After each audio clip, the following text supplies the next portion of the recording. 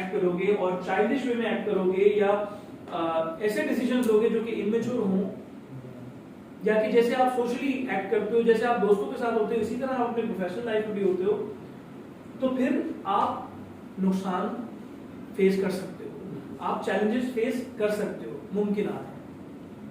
लेकिन अगर आपको पता है कि यार प्रोफेशनल लाइफ की कुछ डिमांड है, प्रोफेशनल वे की कुछ डिमांड है, और हमने दो तो पढ़ ली कि यार आपने एक तो ये कि आपने एक एटीट्यूड अपना अच्छा रखना है, आपने स्माइलिंग रहना है, हमने ये भी सीखा कि आपने साफ सुथरा रहना है, आपकी जो ग्रूमिंग की गाइड्स हैं आपने उसको फॉलो करना है, जो यूनिफॉर्म है आपका आपने उसको फॉलो करना है, तो आप ऑटोमेटिकली थोड़ा प्रोफेशनली दिखना शुरू हो जाओगे। लेकिन एक्ट करने के लिए आपको फिर बिहेवियर के अंदर चेंज लाना पड़ेगा, जो आपका रवैया है उसमें चेंज लाना पड़ेगा, और रवैया सीखना पड़ता है, ठीक है। रवैया आप स्किल सीखते हो, आप बिहेवियर सीखते हो, आप कम्युनिकेशन सीखते हो, ये सब आप प्रोफेशनली एक्ट करने में आपको हेल्प करेगा। चौथी requirement is knowledgeable and helpful fashion adviser.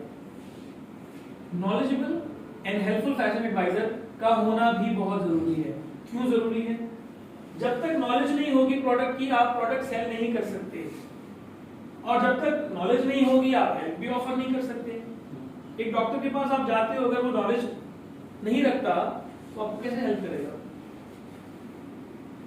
इसीलिए पहले खुद तैयार होना एक प्रोडक्ट के बारे में, ये बहुत जरूरी है।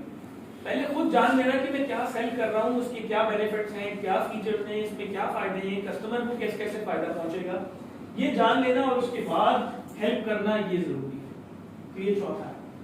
पांचवा, very very very important, customer service is comprised of and sales is comprised of communication skills. Selling में अगर आपके पास कम्युनिकेशन स्किल्स नहीं है या इफेक्टिव कम्युनिकेशन स्किल्स नहीं है, आप सेलिंग कर ही नहीं सकते। सेलिंग में आप क्या करते हो? सबसे पहले सुनते हो, उसके बाद बताते हो, उसके बाद हेल्प करते हो, फिर सुनते हो, फिर बताते हो, फिर हेल्प करते हो, फिर सुनते हो, फिर बताते हो। सो ये कांस्टेंट कम्युनिकेशन का प्रोसेस है। बाय द वे एक बात बता दूं, कम्युनिकेशन में और स्पीकिंग में फर्क है। Communication is comprised of listening and speaking both. Communication is comprised of listening and speaking both. आपको लगता होगा यार मैं बहुत अच्छा बोलता हूं, मैं बोल रहा हूं, बहुत अच्छा बोलता हूं, तो मैं बहुत अच्छा कम्युनिकेटर नहीं हो सकता। मैं स्पीकर हो सकता हूं, मैं कम्युनिकेटर नहीं हो सकता। क्यों? क्योंकि कम्युनिकेट करने के लिए मुझे सुनना भी है, फीडबैक भी लेना है, ये बड़ा जरूरी है। आपके पास वो कान होने चाहिए जो सुनते हों। कस्टमर्स बहुत सी चीजें कहते हैं, बहुत सी चीजें एक्सप्रेशनली कहते हैं, बहुत सी चीजें आपको अपनी बातों में बताते हैं, बहुत सी चीजें अपने सिर्फ अपने क्या कहते हैं उसको एक्सप्रेशन से बता देते हैं। आपको अपने जो है वो अपने आंखों के इशारों से बता देंगे, आपको अपने हाथों के इशारों से बता देंगे, बहुत सी चीजों में कुछ नहीं कहेंगे लेकिन आपको बात समझ में आ जाएगी। ये भी लिसनिंग का एक तरीका है। तो लिसनिंग ज्यादा करनी है और बोलना कम है, क्योंकि लिसनिंग की वजह से आपको इंफॉर्मेशन मिलेगी। कस्टमर के बारे में जानोगे कैसे? जब तक सुनोगे नहीं तब तक जान नहीं सकते।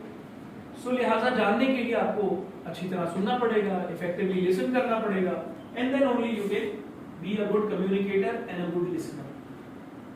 कम्युनिकेशन से मुराद क्या है? कम्युनिकेशन से मुराद है ब्रिज क्रिएट करना। देखिए, कम्युनिकेशन का मतलब कतई ये नहीं है कि मैंने अपनी बात आपसे कहनी है। अगर मैं अपनी बात कह दूं और आपको बात समझ में ना आए,